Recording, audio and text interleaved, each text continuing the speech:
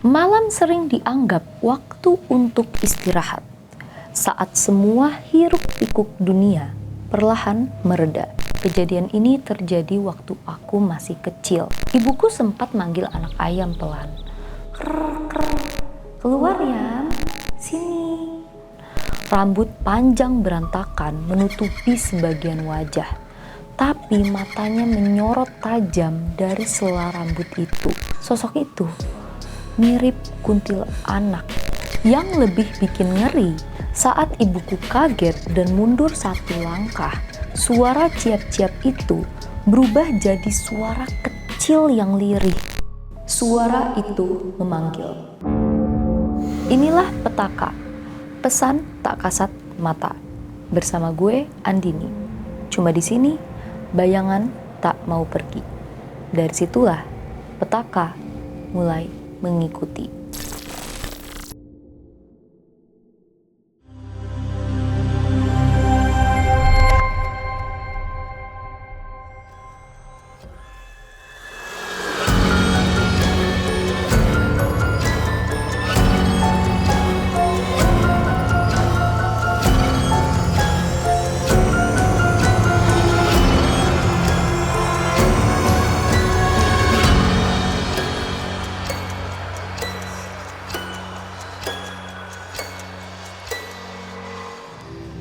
Kali ini gue akan membahas salah satu cerita dari audiens kita yang ingin disamarkan namanya.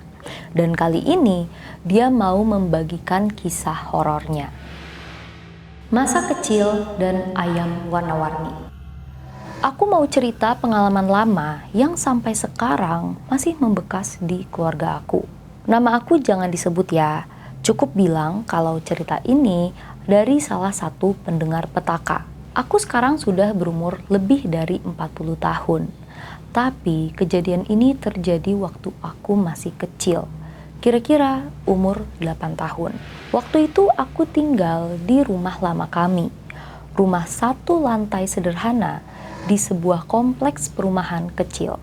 Kalau kalian pernah ngalamin masa kecil di tahun 80-an, pasti masih ingat sama tren jualan anak ayam warna-warni.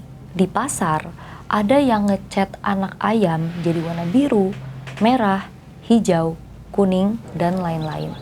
Lucu banget. Anak kecil pasti suka. Aku pun dibelikan beberapa ekor sama ibuku. Rasanya kayak punya mainan hidup yang bisa diajak main.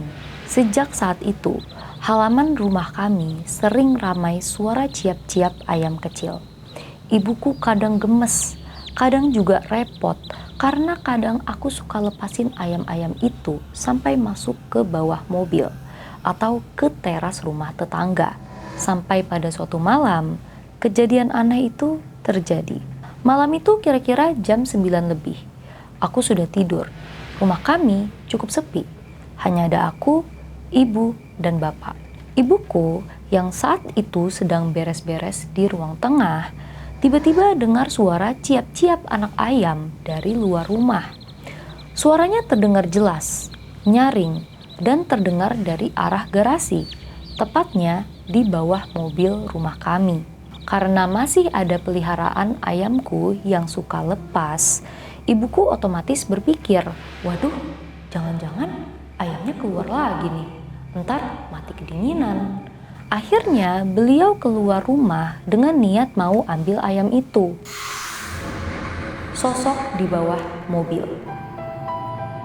Begitu sampai ke garasi, suara ciap-ciap itu masih ada. Semakin jelas waktu ibuku jongkok dan menunduk. Cahaya lampu teras cuma menerangi sedikit bagian kolong mobil. Awalnya yang terlihat hanya bayangan hitam samar-samar.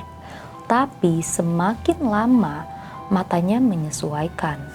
Beliau sadar ada sesuatu yang bergerak pelan di dalam. Suara ciap-ciap ayam terdengar jelas. Tapi anehnya, gema suaranya seperti memantul-mantul, bukan berasal dari satu titik. Ibuku sempat manggil anak ayam pelan. Krr, krr, keluar ya, sini. Tapi di situ bukan anak ayam yang beliau lihat, melainkan wajah pucat dari kegelapan. Rambut panjang berantakan menutupi sebagian wajah, tapi matanya menyorot tajam dari sela rambut itu. Tubuhnya seperti merayap, punggung menempel tanah, tangannya tertekuk aneh, dan suara napasnya berat, bukan suara ayam sama sekali. Sosok itu mirip kuntilanak.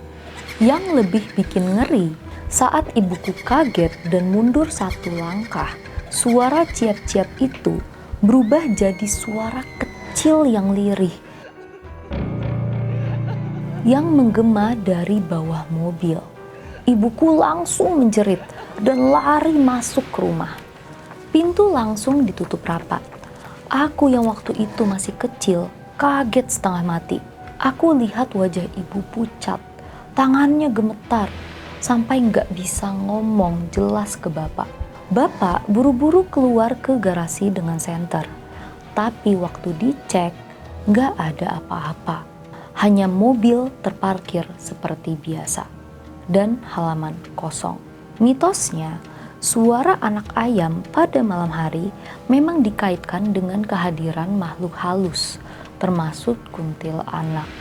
Terutama jika tidak ada ayam di sekitar. Sejak kejadian itu, beberapa malam berikutnya, kami sering dengar suara ayam kecil di luar rumah. Padahal peliharaanku sudah mati satu persatu, dan jelas ayam itu sudah gak ada lagi. Suara ciap-ciap itu kadang muncul tengah malam, kadang menjelang subuh. Anehnya, selalu terdengar dari arah yang sama, garasi. Ibuku bahkan pernah lihat bayangan putih melintas cepat di halaman waktu beliau jemur baju malam-malam. Setelah itu, beliau nggak pernah lagi berani keluar rumah kalau malam. Rahasia rumah lama. Bertahun-tahun kemudian, setelah kami pindah dari rumah itu, barulah aku dengar gosip dari tetangga lama. Katanya, sebelum rumah itu dibangun, di lahan itu pernah ada seorang perempuan yang berdiri karena ditinggal suaminya. Ada yang bilang jasadnya dulu ditemukan gak jauh dari lokasi rumahku. Gak heran kalau sosok perempuan yang ibuku lihat waktu itu menyerupai cerita-cerita tentang kuntilanak. Dan yang lebih bikin merinding, menurut tetangga, suara anak ayam yang sering terdengar itu bukan ayam beneran. Itu suara tipuan, semacam cara hantu itu memancing orang untuk keluar rumah. Sekarang, aku sudah dewasa, sudah berkeluarga. Tapi setiap kali aku dengar suara anak ayam di malam hari, entah di TV atau kebetulan di jalan, aku langsung teringat kejadian itu. Rambutku bisa merinding seketika. Bahkan, tiap kali aku lihat ada anak kecil main sama anak ayam warna-warni di pasar, perasaan aku langsung campur aduk. Dari luar memang lucu dan menggemaskan, tapi di kepalaku selalu muncul bayangan wajah pucat di kolong mobil malam itu. Aku jadi teringat jelas bagaimana ibuku bercerita dengan suara gemetar, dan bagaimana sosok itu menatapnya dari kegelapan.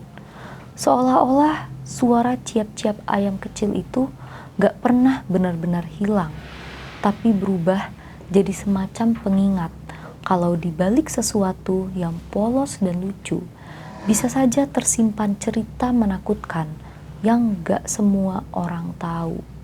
Ibuku pun kalau ditanya soal pengalamannya tadi, beliau cuma bilang, jangan pernah keluar rumah kalau dengar suara aneh di malam hari, karena belum tentu itu suara yang kamu kira. Sampai sini ceritaku. Semoga bisa jadi pengingat buat kalian yang dengerin Petaka malam ini.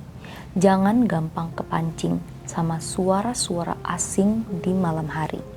Apalagi kalau terdengar di tempat yang sepi. Karena kita nggak pernah tahu siapa atau apa yang sebenarnya memanggil. Malam memang diciptakan untuk memberi tenang, tapi di balik tenangnya ada bisikan yang bisa merenggut segalanya.